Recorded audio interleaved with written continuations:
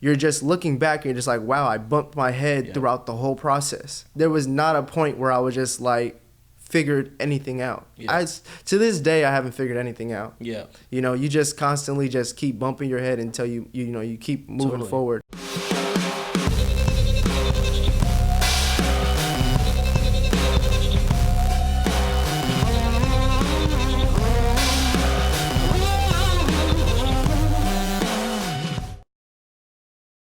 What's up, everyone? This is Wesley Scoville from Blackfield Media, and you are listening to the 10-Year Enterprise podcast. My next guest is a barber, YouTuber, and an online course educator, Isaiah Ford, a.k.a. Zay The Barber. Welcome to the podcast, man. Thank you for having me. I'm really excited. Absolutely, man. So before we get into sort of your story and what you're doing and all of that, I just want to kind of explain what we're doing, why we're doing this podcast. Essentially, Blackfield Media, we are a content agency, a digital marketing agency. And so really part of doing this is practicing what we preach. You know, I encourage all of, our clients to start a podcast. I encourage them to do content at scale, all of that.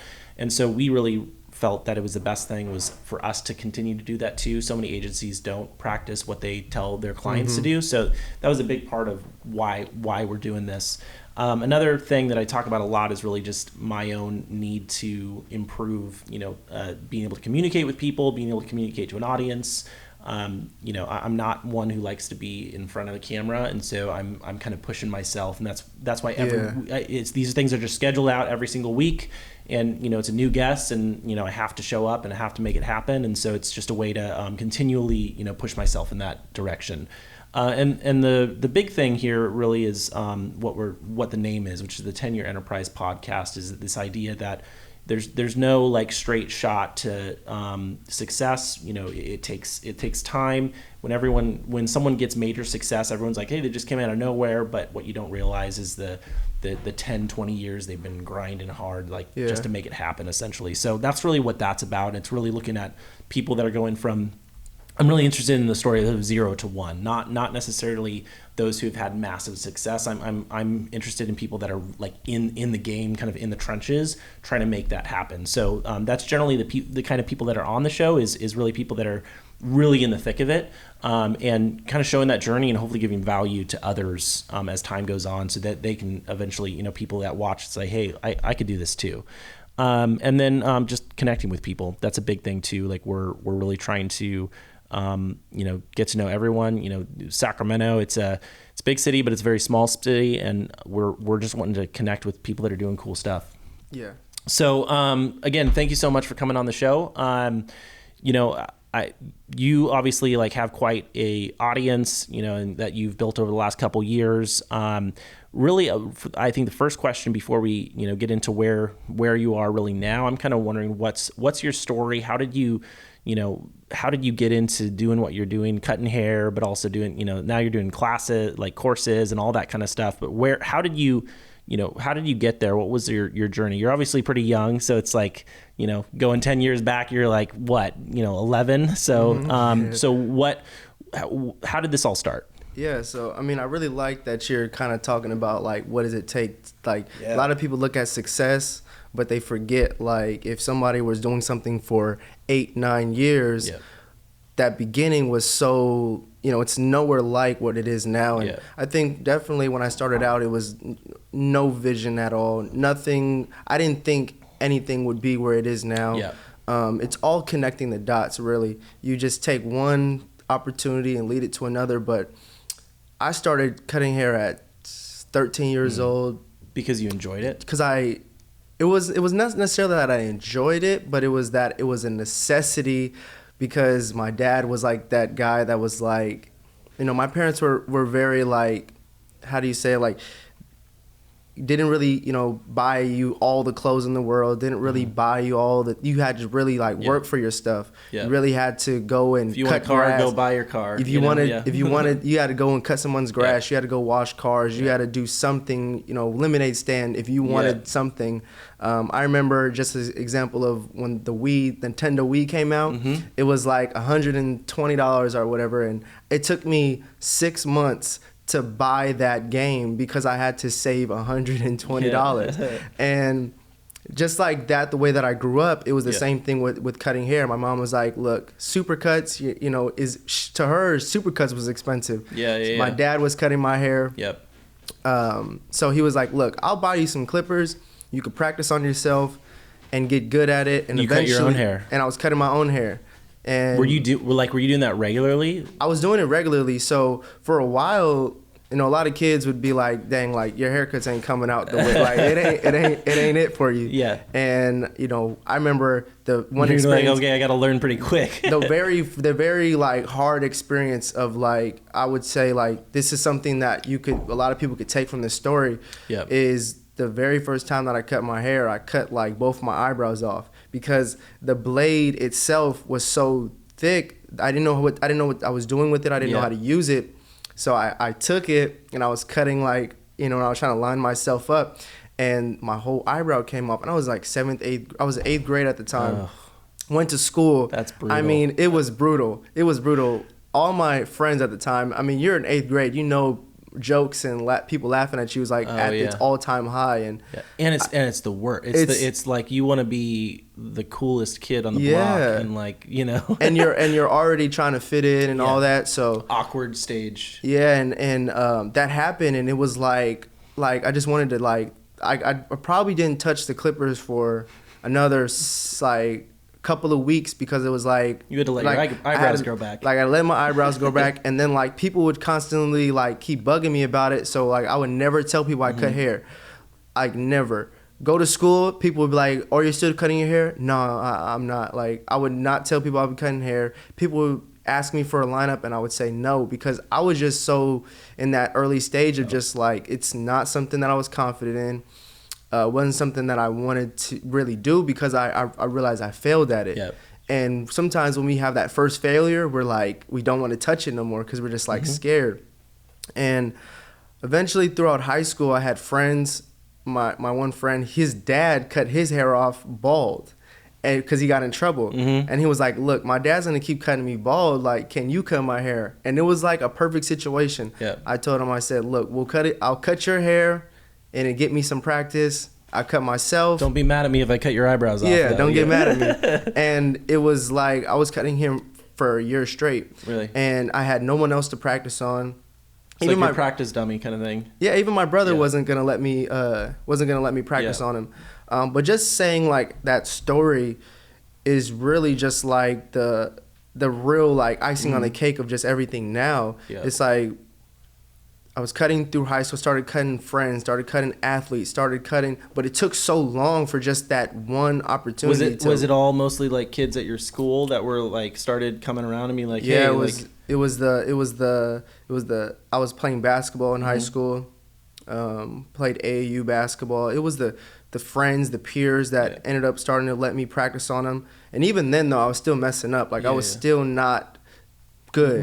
Was everyone okay with it? Did they go in with sort of eyes wide open, or was sometimes like, dude, you fucked up? I had at a point in time, I had a passion for it because it was just like, I mean, you go to school every day and you're in a book, and you're like, this is not my thing, but you cutting hair and it seems fun, and people are coming to you. People are coming to me, which feels good, right? So then I just would I would just cut hair.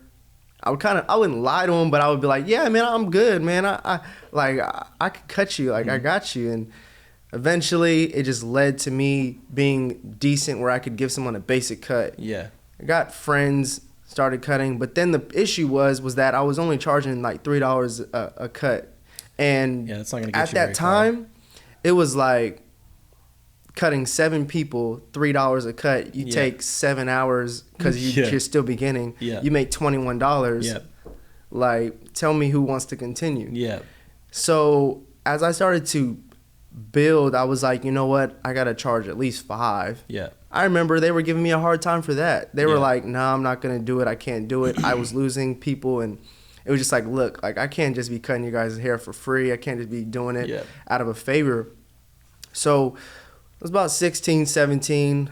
I just would watch YouTube videos, kind of like try to get better. I was getting better. I was getting pretty decent. 17 years old, started charging like $10 a cut. Then all of a sudden, when I was a senior, that was when like I could finally say that I was like, maybe I'll have something here. Yeah. Had good people coming to me, charging $10, $15. Was there a point when you were like, okay, I think I'm getting good at this? I don't think there was ever a point in time where you could just sit there and just be like, I got it figured out. Yeah. It was just a constant battle day in, day out of just like small improvements over time. Eventually, when I graduated high school, it was like, okay, am I cut out for college? Probably not. I wasn't the studious person. I wasn't the type of person to be in calculus and be honors classes. I was a subpar C-, C+ student. I was very ambitious though. I was a very ambitious person. What was like at that point where you're like, college, I'm just not going to do it? Or was there a thought process with that? Was it a sort of, discussing with your parents? It was more of like peer pressure. Yeah. Your peers influence you. Tons of people are going. Your peers influence you to be what they 100%. Want you to be. That's the top reason why people do anything, right? Yeah. I mean, your counselors. Like I remember, I went to Franklin High School. It was very like a school that that there's foundation behind going to college. Yeah. The counselors would meet with you once every semester to like talk about college. Yeah. And there wasn't any other options. Right? I would go to the meetings and just be to talk to the counselor, and I would just BS them. I was just like, yeah, I'm thinking about San Francisco State. I'm thinking about Sac State. I've been doing my FAFSA. Yeah, I've been doing this to try to like keep up with me, but it wasn't. I just knew the whole time I was faking it. Really? I knew. You knew it just wasn't gonna happen. I just knew it wasn't gonna happen. I told everyone I was going to San Francisco State. I just told everyone what I was gonna do, just to kind of like brush off the conversation. But I just knew it wasn't something. Then once I graduated, I knew I was gonna go to barber school. So I went to barber school, and actually for the first time, it was crazy because when you leave high school, you just all of a sudden like disassociate yourself with everyone, and that was like for me was like one of the best feelings because it was finally like, wow, I can finally just do what I want, wake up and grind. You don't have people in I your don't ear, have people in my ear. I could, at times like my dad would tell me like, go get a state job, go do this, like, because I told him like I'm not a college person. He's like, go get a job, go do this and go do that. I'm like, that's not what I want to do either. Yeah. And when you said you wanted to like cut hair, what did your parents think of that? My mom was very supportive. My mom's the type of person that she's all about like what we want to do. But my dad was very like hard, like shallow, like that older generation of just old school of just like, your parents, his parents or grandparents told him, benefits, security, job, retirement. And for me, it was like, that's not what my life's going to be about, because I remember reading books like Rich Dad Poor Dad at 17. So how did that happen? Like, why? That's not generally a book that a 17-year-old's going to read, much less anyone, right? Yeah. Like, it's been it's done very well, but most people, especially someone at that age, isn't going to read that. Yeah. How did you get your hands on that? How did you get your hands on that? How did you even think that was like, what got you? Yeah. So what was so crazy is the whole time that I'm telling you this story about like that $3 a cut, the $5 a cut, the $10 a cut, the $15 a cut. Yeah. Well, when I had a client, a friend of mine, his stepdad, I used to cut his hair, and he was like, you should read this book. It'll really teach you a lot of good things about what it means to, because he saw that I was an ambitious kid. Yeah.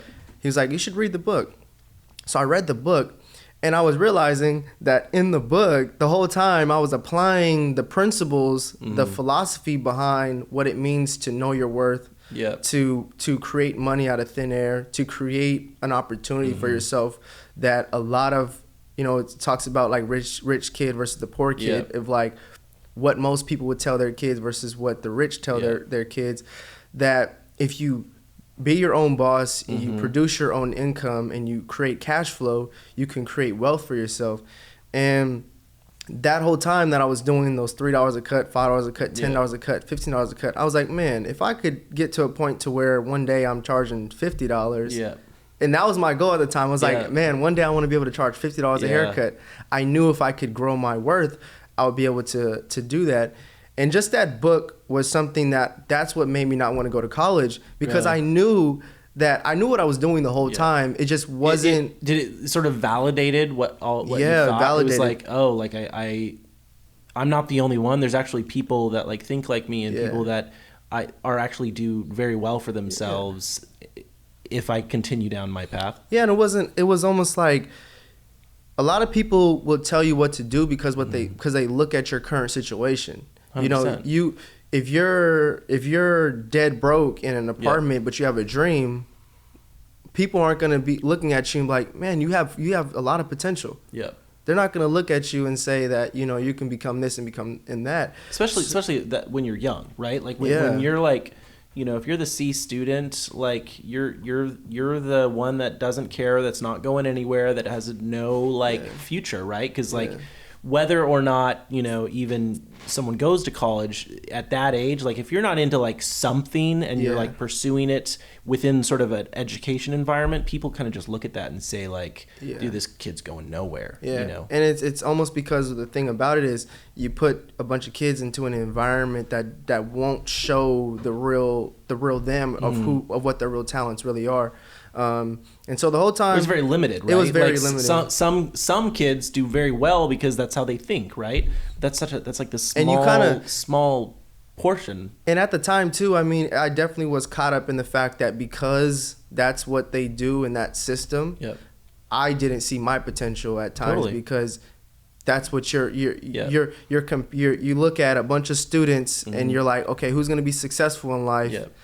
And you're the kid that's the C- student, and then there's the A students, and you're like, oh, okay, well, he's gonna be successful, and then I'm gonna be at the bottom of the barrel, because of the mentality behind it. And then most times people just accept that, and then it transfers into after high school, and then it's just a cycle, right? You're like, this is just me, you know. I never went into it. So then after high school, it was like, okay, that one book, opened my eyes. I said, well, what would happen if I just read more books like that and I stuck to my intuition, I stuck to my gut, and I just followed it. So it was like, I mean, after that, it was like you're reading books like Think and Grow Rich, 48 Laws of Power, How to Win Friends and Influence People. You were just reading all the books. Like you were just hungry at that point. You're like, where's the knowledge? I want to get it. The mentor at the time, he was like, go read Richest Man of Babylon, go read this, go read that, go read this, go read that. And it was just like, consuming so much information. And at the same time, I realized when you graduate high school and you don't have school anymore, you literally have 24 hours in your day now, and the only thing that you're going to work on is yourself and your dream. It's so freeing, right? It was, where I think so many kids get out of high school and it's like all of a sudden they feel trapped because for them it's like, now who's the person that can tell me where I need to go? I don't know where to go. You know, where it sounds like you're able to be like, dude, I have all this time now. I can like actually focus on the shit I want to focus on. And when I went a full year, after high school, when I went full year mode of just like all me, all in on what I was doing. I mean, the very first year, it was crazy. Like, I don't think success really takes for someone to see, like, just to kind of get yourself to like support yourself. I mean, it didn't take me that long. It took me maybe 6 months to really get myself in a position where like okay, like I don't need to be at my parents' house anymore. I don't need to be, you know, like I don't need to just be in the position that I was always. What did those 6 months look like? It was like finished barber school, and then I was in a shop. I was using social media. Like, I was using social media the whole time, actually. Instagram was building me my clientele. I was getting better at the same time. Repetition. I was able to charge more, so I was able to actually start making some money and make, you know, it went from $10, $15 a cut to $25, $30. It was just good. That's kind of the standard, right? 25, 30? 25, 30. And it was just like, okay, I built my clientele, got myself in a position. And then you get to a point to where you're in your career and you're like, okay, well, if I'm at 25, 30, how many haircuts do I got to do to make this much money a month? Then after I accomplished that, the next step was, okay, well, where does my future hold? Am I gonna just get myself into a dead end situation where I just have a bunch of clientele, I'm cutting, but that's all it is? Yep. How do I apply, which is the typical path, right? How do I apply the cash flow quadrant of Rich Dad Poor Dad, where he talks about getting yourself from a employee to self-employed to business owner and to investor. Yep. So it was like that point. It was like I was good at being self-employed.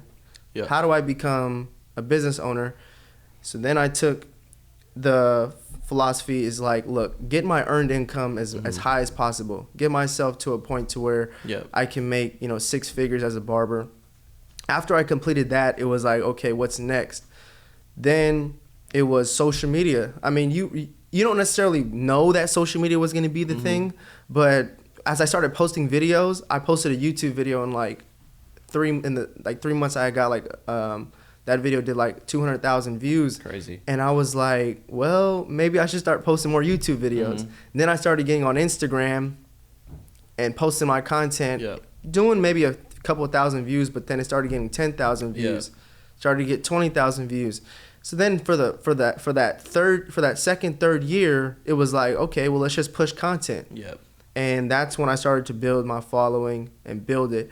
And then I started to understand the monetization analogy is like, if you build this herd of people, watching you, like you have to sell them something.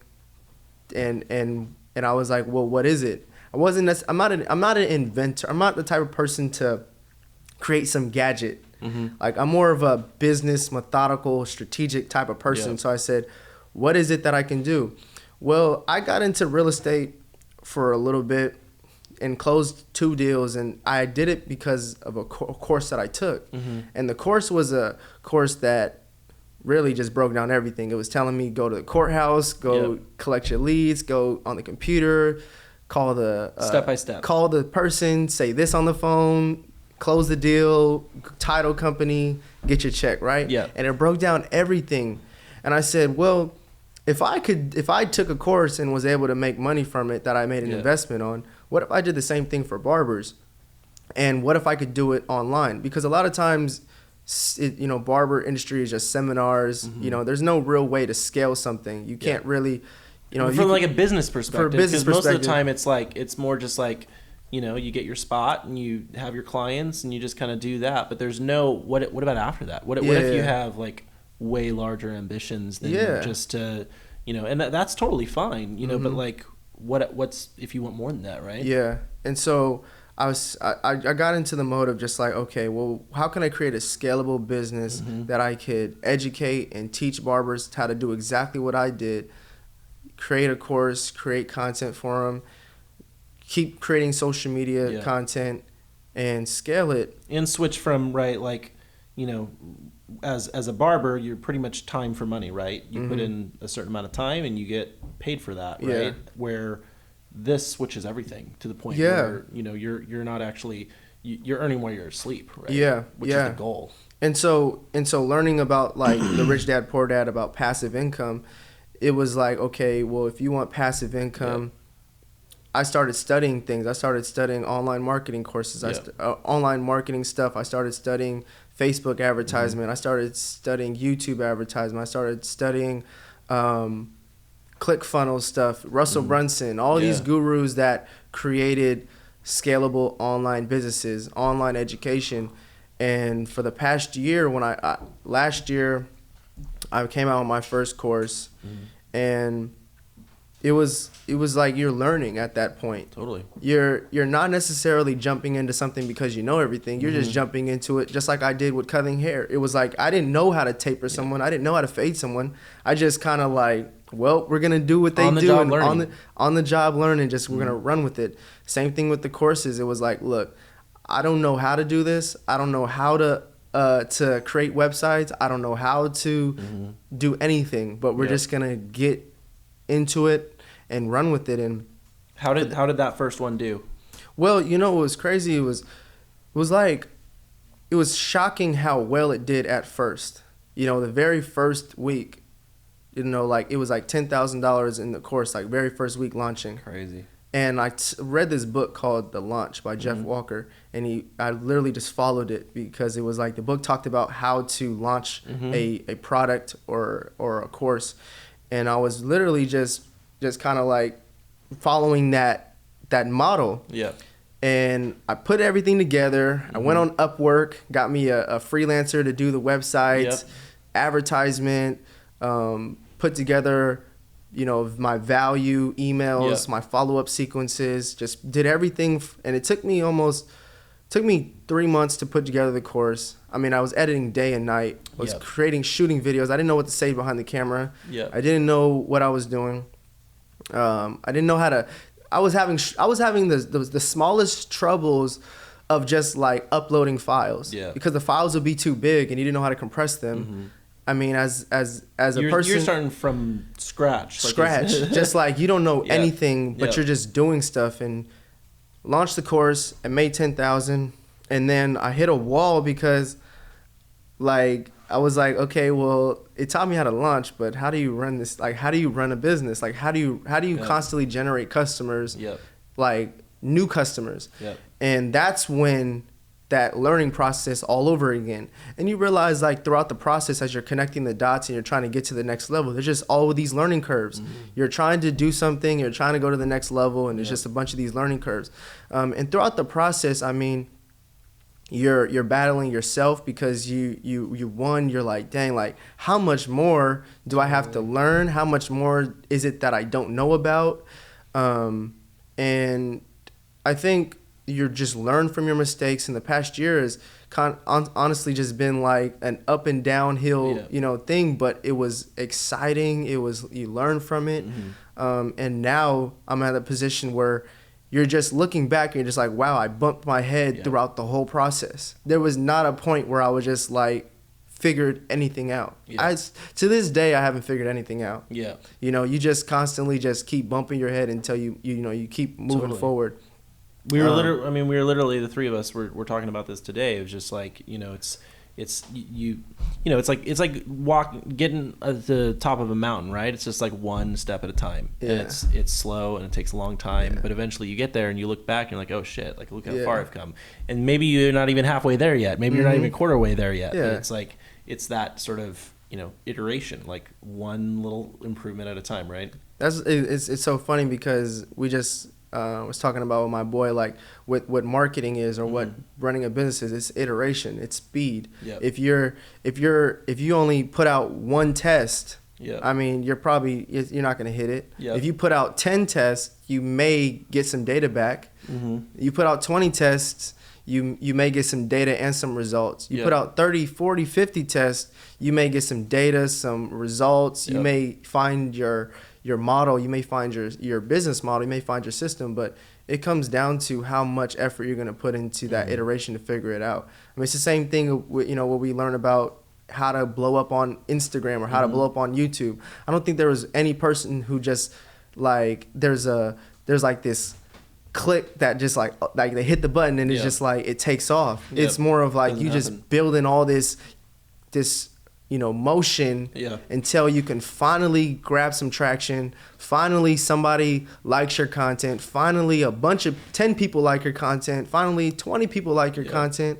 Well, let's talk about that a little bit, like in terms of building your audience, because yours, I mean, really took off in the period of like a year, right? So what was that process of sort of where you started basically like, very little followers to where you are now, which you're like at 100 and what, I don't know what you're at right now. This is 147. Yeah. So like that's pretty, that's a lot in a very small period, right? Yeah.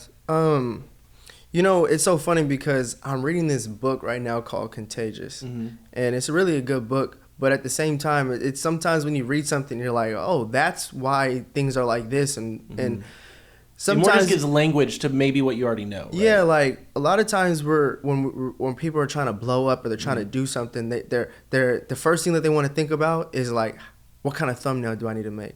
What kind of like hashtags do I need to use?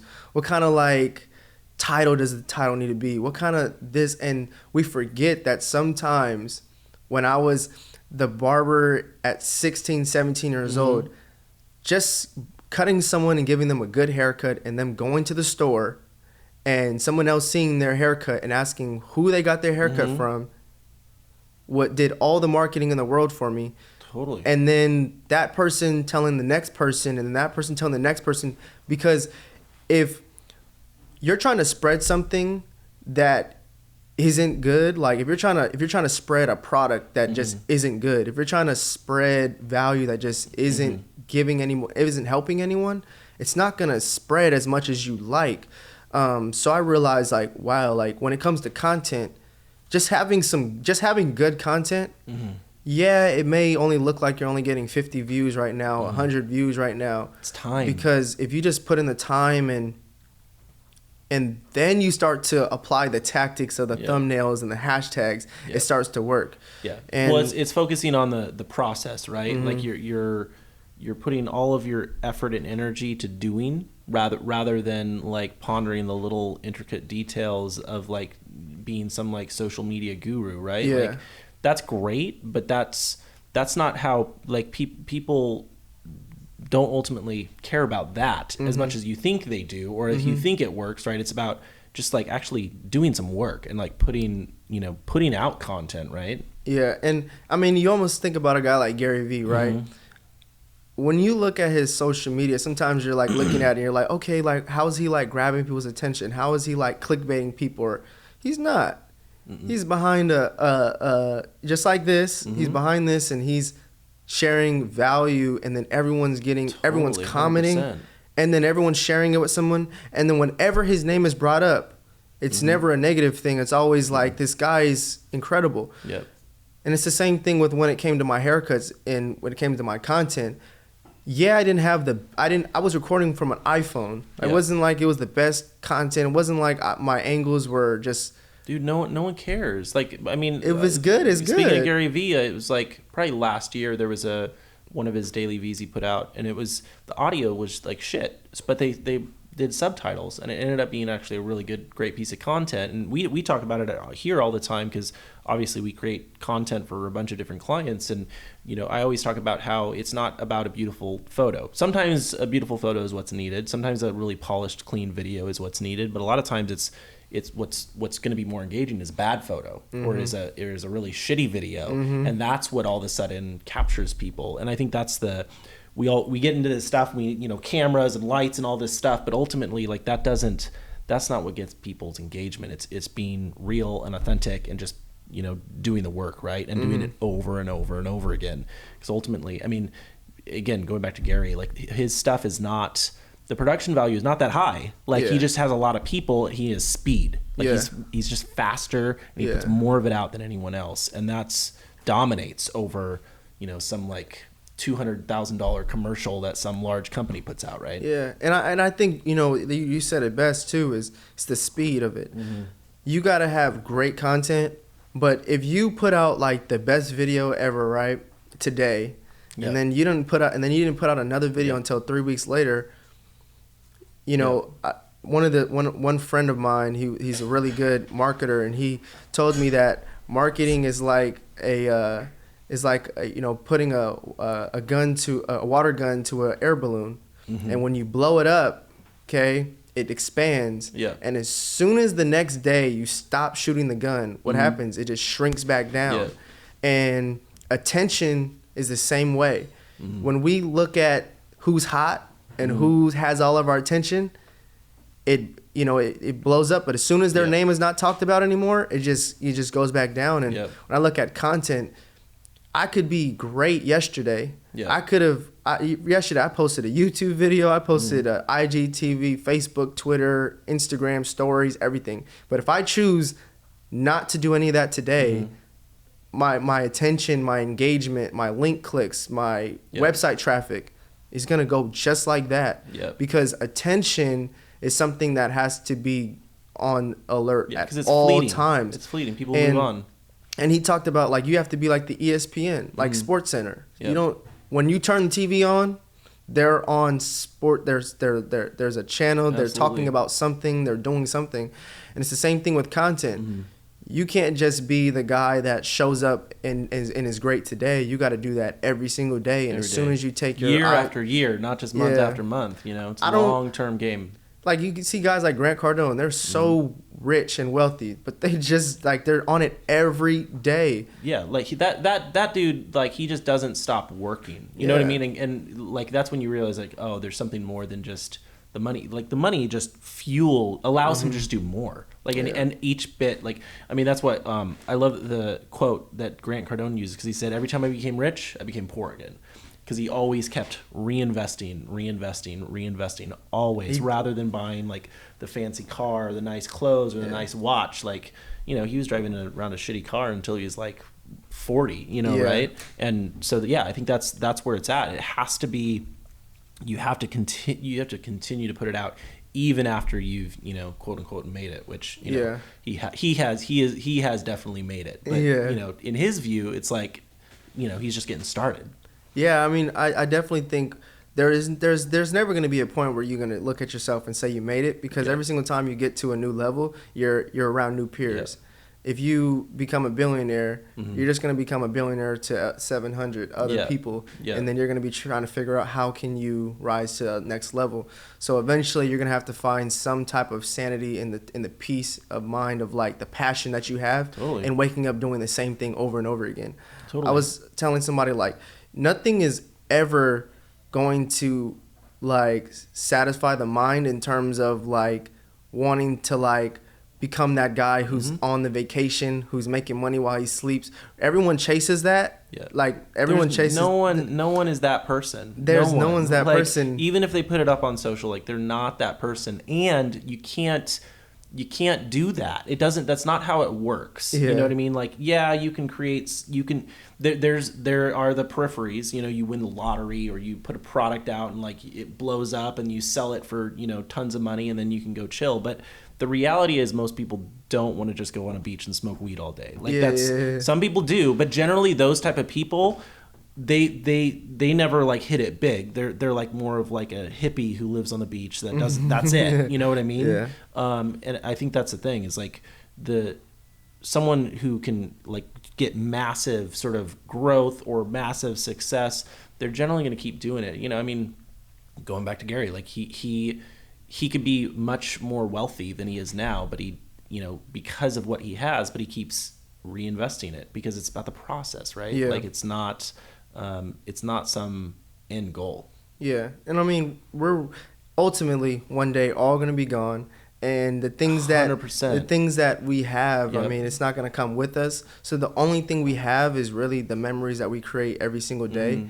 And if you're waking up and you feel like you're not doing what you need to be doing, and you're not where you want to be, it's sometimes we look at that we're waiting on that. We're waiting on this like day to change. Like sometimes we're looking at our lives and we'll wait for the day to change, and it's like the day's never gonna change. The only thing that really can change is you to like do something different. If you know that you're doing something in a routine way that is just like your day is just not where you like it, you gotta find the time. And I don't think there's ever a point in your 24 hours of a day that you're ultimately like just that busy. You have room. I still have room in my days to get better at. Always. Everyone does. And I you know, kind of going back to the point too, I think Tony Robbins says it really well, where he says progress equals happiness. You know, it's not some end goal. It's not, you know, everything you have right now, because like literally happiness, you know, which is a very fleeting thing, you have it when you have progress. And that's progress whether you're in the trenches and you have nothing, or you have everything compared to what most people think, but you won't be happy if you continually don't make progress towards, you know, whether it's your dreams or goals or, you know, mission or whatever it is that drives you. So let's take a step back real quick, or sort of out of the social media world. You talk a lot about sort of the six-figure barber, which is, I think, an interesting concept, particularly because barbers, you don't tend to think of them as high earners, right? Like it can be a very good, stable job. You can even have your own shop. There's a lot of things you do, but what's the difference between sort of your idea of what a traditional barber is and that idea of like a 6-figure barber. Yeah.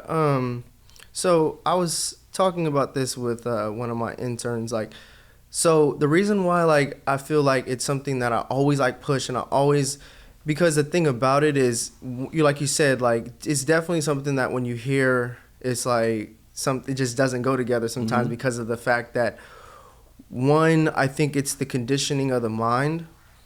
A lot of barbers, if I could give you an insight of the industry, they'll wake up and they'll go to their shop and they'll cut their client's hair, and all of the emotion, the mindset, and the feeling is all poverty.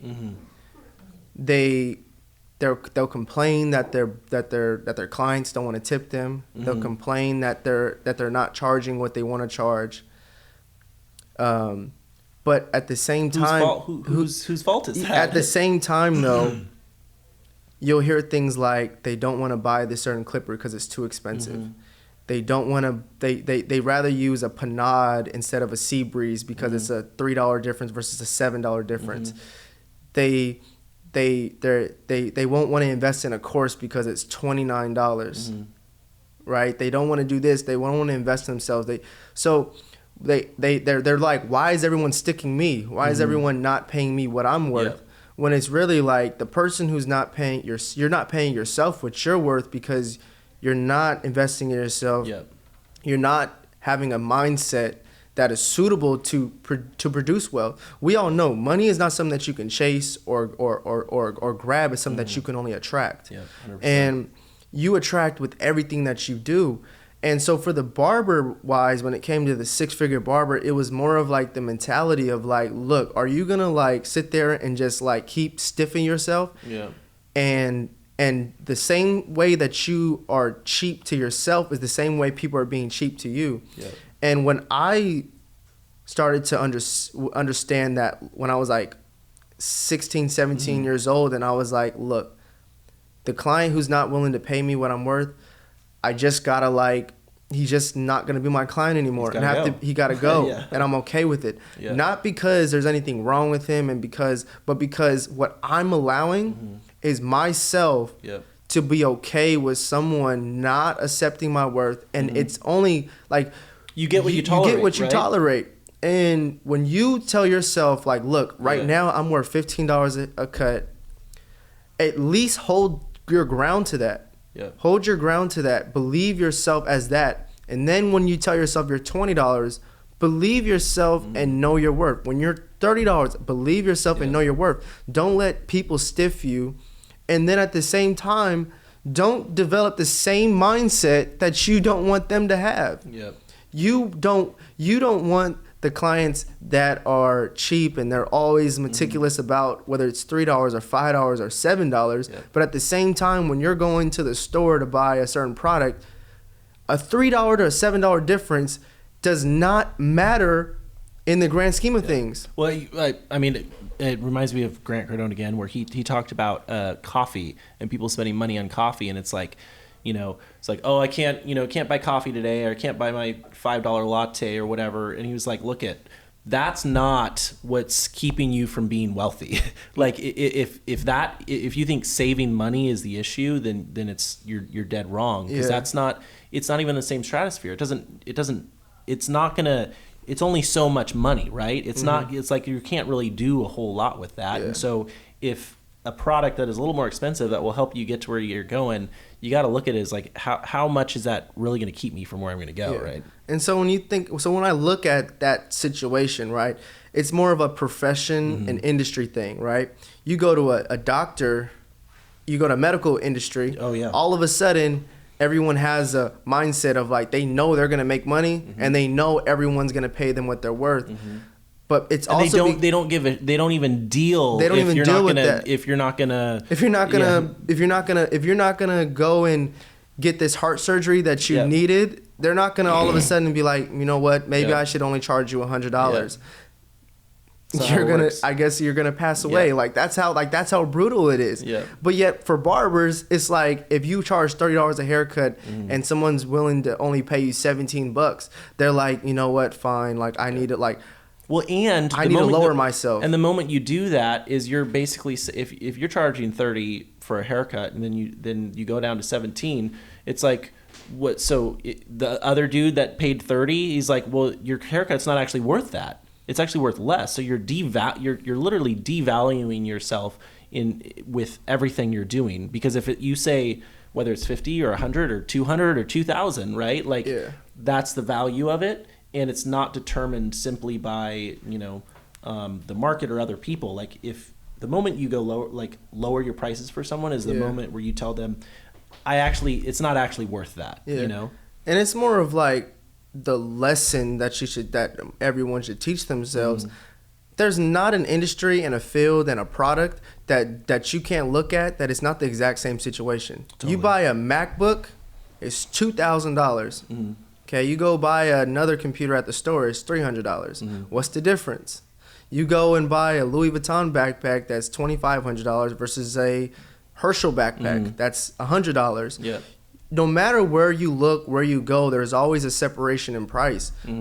And because you're letting the person that comes in tell you what you're worth and tell you how you should run your Mercedes-Benz doesn't go and say, you know what? Like, I need to lower myself for the Honda customer. Yep. They know that they're the ones who have the class, the luxury feeling, the business model, and the brand. Yeah. And so really what barbers should be telling themselves is don't lower yourself, build yourself. Build yourself up to the Mercedes-Benz dealership. And I gave them that analogy on one of my courses, like, look, what do you want to do? You want to be a Honda dealership or a Mercedes-Benz dealership? 100%. Do you want to attract the Honda customer or the Mercedes customer? You don't need 2,000 clients. You probably only need a basis of 50 clients a week, 40 clients a week. You could find that in any city, in anywhere. Well, yeah, I mean, it's like, what do like the amount of people you hear that's like, I'm just so busy, I don't have time, all of this kind of stuff.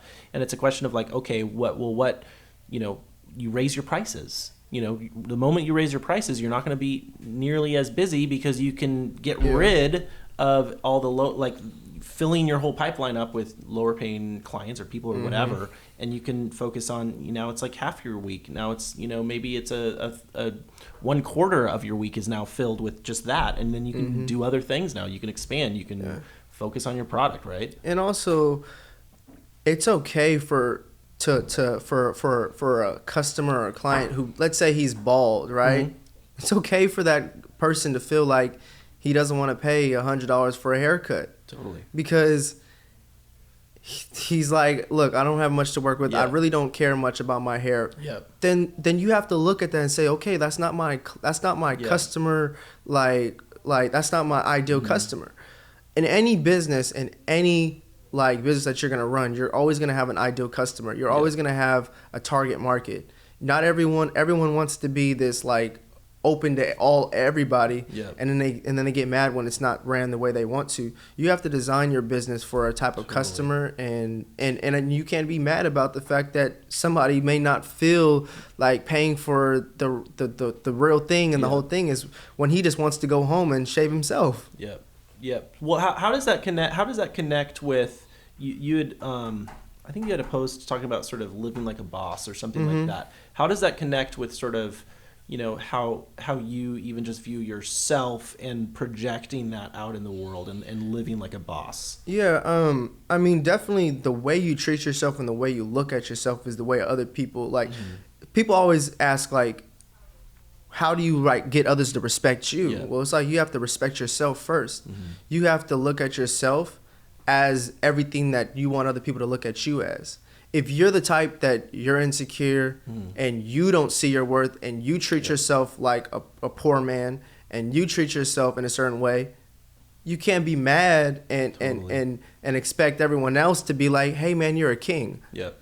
If you treat yourself like a peasant, you treat yourself in ways that aren't respectful, no one else is gonna do it for you. It's like Muhammad Ali or Grant Cardone actually too, but I think of Conor McGregor, these guys that basically are I'm the best thing ever, you know, and like they project this idea of like, you know, this is, you know, I talked about it a couple podcasts ago. It's like, even I have CEO on my Instagram, not because I have some giant company that I'm a CEO of, but it's a very small company, but that's the belief, like an attitude that I live in, because that's what I want. And just in the same way, it's like, you know, you don't, money is something you attract, right? It's not something that just all of a sudden comes out of nowhere and someone's going to hand to you. Like, no one hands you a crown, right? Mm-hmm. No, exactly.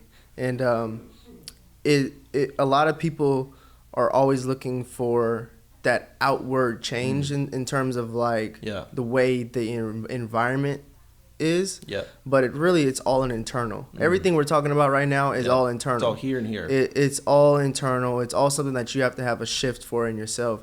And once you can raise your level of awareness, that's when you can really change. I mean, I make changes all the time. There's times where I'm like, you know what? I should make this change because it's not giving me what I want. I'm not going to blame the environment. I'm not going to blame the things that come to me. I say, what's the internal shift that I got to make that's going to redirect and get me away from that energy and give me some new energy?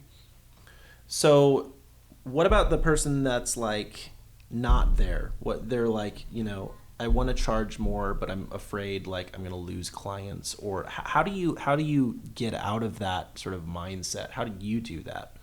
Well, I mean, one, like, you know, mentioning is right. It's the very first thing is the internal shift, like the mindset. Where does that come from? Whatever you believe, whatever you constantly believe, right, will be true. If you believe that no one will ever pay you what you're worth, and you keep saying that and you keep thinking that, you're right. You're never gonna attract it. Wealth comes from positive thinking, but it also comes from the positive emotion. I remember there was this book called How to Break the Habits of Yourself, and it talked about how you could be thinking positive thoughts but be feeling poor. Yep. And your mind and your body will be at a disconnect, and you'll never be able to gain riches. And like, it spoke to me because you could be waking up every single morning and have these affirmations and say all the things you're grateful for, say all these positive things and make all these changes, but you yourself could be feeling poor. You yourself could be feeling like you're not believing it, you're not feeling it. Those are your standards too. You accept the standards that are there. And so why would you go above that because you live, most people live right where they believe they should be, right? Like you don't move out of that unless you make a conscious choice that you shouldn't be there, right? Like it just doesn't, all of a sudden it's not like, oh, I'm here now and it's all good, right? Like you're not going to go there because you sort of have this idea is like, this is where it's at. Yeah. And most people, what they do to themselves is they sabotage themselves because instead of developing a winning mindset, they develop a losing mindset. Instead of self-fulfilling prophecy, right? Instead of waking up and starting thinking about more positive things, the first thing that they do is they'll think about how they're going to lose. They're thinking about how their business, like if someone started up, you know, an ice cream shop, and instead of having the ambition and the vision to thinking about how it's going to succeed, they're thinking about how it's going to lose, how it's going to go out of business, what they're going to do when they go bankrupt, what they're going to do when they have to go back to their mom's house, what they're going to do. And so the thoughts, the emotions that they're all harmonizing is all this losing, what about the positive? What about the dream that you have? What about you're not going to put all the effort into something that you think you're going to lose. Yeah. And so a lot of people just develop this losing mentality and this losing emotion of what's going to go wrong, what's going to happen. And it's self-sabotaging and people don't even know it. No. And once they can raise their awareness and understand that it's that losing mentality that gets them to where they're at every single time. Yep. Every single time they get in a relationship, all they find is like the worst relationship ever. Every single time that they start a business, is just like goes downhill. Every single time they do anything in their life, it's always going downhill. It's because of this losing mentality and losing emotion. And a lot of people want to gain the secrets to success and like how to do what we do, what camera is it, how do you build this business, what is it like, but you're gonna keep losing because you don't get rid of this mentality, this emotion. you're not this foundation. Yep. You're trying to build this bathroom on the second floor, but your foundation at the bottom is still crooked. Well, it's like, you know, getting a bunch of really fancy camera gear and thinking you can shoot a movie because you have a bunch of expensive gear, and then you realize, oh, I don't have it. It's like that doesn't matter, right? It's like it's not gonna be what's gonna get you there, because it has to come from here. When reality, like, you can probably do something much better with an iPhone if you just focus on, you know, developing yourself and not caring about all the fancy stuff that you think you see other successful people have. The only reason they have that is because they've already achieved something, and then they're able to surround themselves or have the resources, all of that, and then finally able to make something of it. Yeah. And it's really just like looking in the mirror. I think a lot of people lie to themselves for a really long time. Totally. And it's human nature too. Because the thing about it is, the worst thing that you kind of want to tell yourself sometimes is the truth. Sometimes Sometimes a person could be so negative and so depressed, so like into this like state of mind, but they're trying to achieve success, and this whole time they're still searching for the answers. But the thing about it is, they're not just looking in the mirror. The answer is telling yourself the truth. The answer is telling yourself, like, I need to change. But because no one really wants to hear the truth, they're just stuck in their ways, and it just like the days and days. And really, when I look at educating barbers, that's what I do half the time. I don't necessarily. I definitely have the secrets on how to build your business out, and how to, you know, cut hair, and how to fade someone, and how to build your social media out. That's technical stuff, though. But half the time, I know that my duty and my obligation is to actually break the belief patterns that a lot of people have as barbers, because that's not the how-to isn't necessarily the problem. It's the belief pattern that's the issue. And that's where things like these podcasts really change people. It's not the how-to, but it's the belief pattern that really got to get shifted. All starts with belief, 100%. So we're coming to the end of this thing. Sort of the last question I really want to ask is, what if there's a kid that's just starting to get into it, whether he's wanting to be a barber or just starting something that he's unsure, thinks could easily fail, like just starting at zero. What kind of advice would you have for that person? Well, definitely you do want to invest in yourself. You do want to learn from guys like myself, you do want to have mentors. You do want to go and learn this, right? Like, which is great because of the internet. Like, we don't have to have actual, the actual person in front of us. Like, Grant Cardone is a mentor of mine. Gary Vee is a mentor of mine because they produce content, right? And so we talked about the internal shift, right? Like, obviously, after you get the internal shift, yes, you're going to have to learn how to cut hair regardless. Like, you're going to have to learn. But those tools will help you find all the nuggets. But I tell the barbers all the time is, like, if you're just starting out, like, if you just started out and it took me 9 years to get where I'm at right now, what makes you think it's going to take you 3 months, 6 months? A lot of these guys will send me pictures and be like, oh, I've been doing this for 3 months, but I'm not figuring it out. And I'm like, of course you're not. It's 3 months. It's 3 months. I've been in it for 9 years. And you're not even scratched the surface yet, right? I'm still, I'm so hungry that it's just like, I'm glad I started young, obviously, because I know that I'm going to have until the rest of my life to just keep beating at this thing and just keep trying to succeed at more and more. But for you to look at yourself and say, like, a lot of people are just rushing. I know for a perfect example, everybody, when it comes to success, is rushing. Everyone wants to be rich by 21. Everyone wants to be rich by 30. Everyone wants to be this by 22. And everybody wants to graduate college in 2 years instead of 4. Everyone's rushing. So what they do is they change their work ethic. They change their steps. They're shooting for home runs instead of trying to just hit the single. If you hit a single every single day for 4 years, 6 years, 8 years, 9 years, I promise you'll get much further than trying to shoot for a home run every single day. That's any sports star, right? Like, generally, if they've been grinding away since they were little kids, and like massive amounts of work, and a lot of missed baskets. You know what I mean? Like it's just over and over and over again, long periods of time. I mean, it's like Warren Buffett. Like people think of him as like the master, but it's like what, after 55 plus is when he actually really came into crazy wealth, right? Like it was time. 15, he talks about he's just trying to grow at 15%. Yeah. Like he's literally like, I'm just doing the same thing every day. I'm gonna let time create success. Right? Yeah, and that's what it is for barbers. Mm-hmm. I mean, you could literally take 2 steps forward every single day, and it may not be much to you. It may not look. There won't be any change. Like you may look at yourself exact same. Yep. But you will be growing. Mm-hmm. But the more and more you keep trying to hit a home run, and you're chasing this this fast pace of being impatient.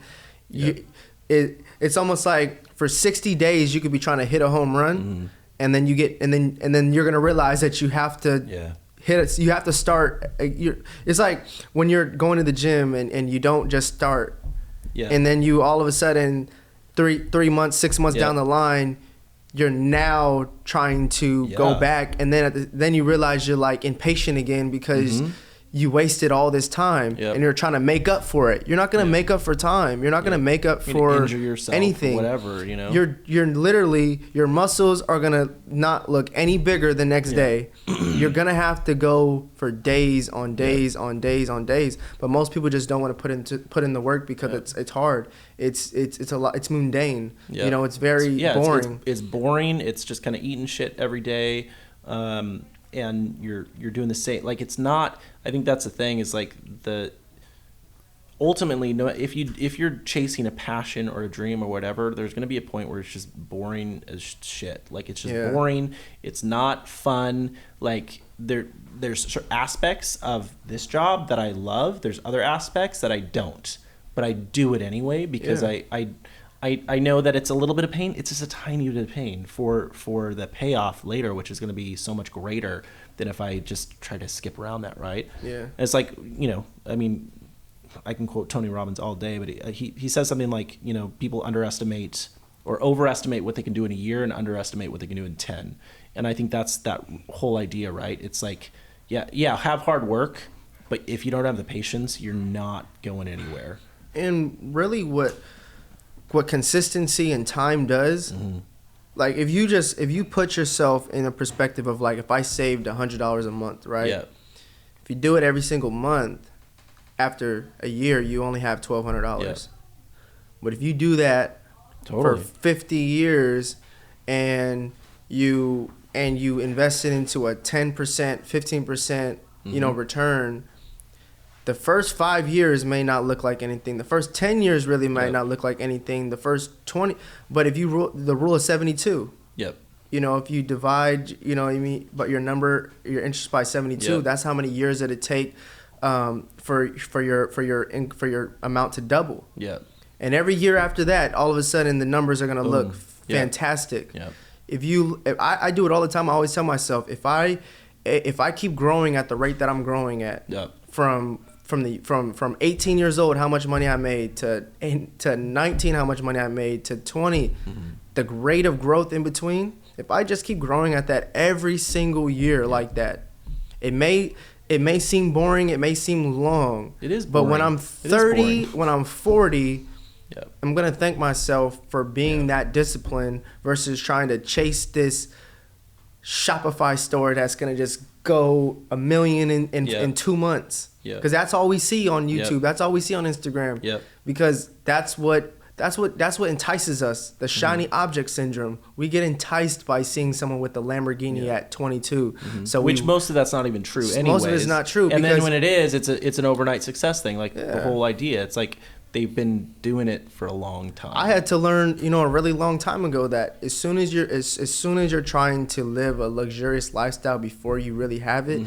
is as soon as you're going to hold yourself back. Because, I mean, we all know if you go to the club every weekend, you have a car, nice car, you do all these things, all that income, you could have just kept it. You could have invested in yourself. And your attention's divided. Like you can't you're not focused. Where are you focusing your time? If it's on, looking super fly and having a nice car and all this stuff, like, what is it like? That's where you're putting your time and energy, and it's not being put somewhere else. And the moment it goes there, it dies. Like, you can't get it back, and it doesn't do anything for you. Yep. So cool, man. Thanks for coming on the show. I appreciate it. We had a good time. Yeah, going along with sort of the whole theme of 10-year enterprise, we will send you an invite 10 years from now. So the plan is that you will be on the show in 10 years, and we can basically see where you're going. Essentially, we're doing it with everyone, and I'm pretty excited about that because, again, going that long term, it's very much an experiment, right? Like, we're saying, like, long term, what if we actually did that, and actually everyone that came through the door was like, we'll meet up with them again in 10 years and see what happens. So I'm sure we'll see each other before then, but I'm excited. You'll get that invite, and we'll sit down again in 10 years. So 10 years of just doing boring stuff and doing it over and over again. Exactly. That is the exact thing I'm doing right now. And even longer, right? Like 10 years is like just a sort of a benchmark, right? But then it's like, it's more like 20 and 30 and all that, but it's the boring stuff, because I think that's what pays off ultimately, and that's sort of the whole point of this thing is hard work, but you have to have that patience. So thank you so much, and until we meet again.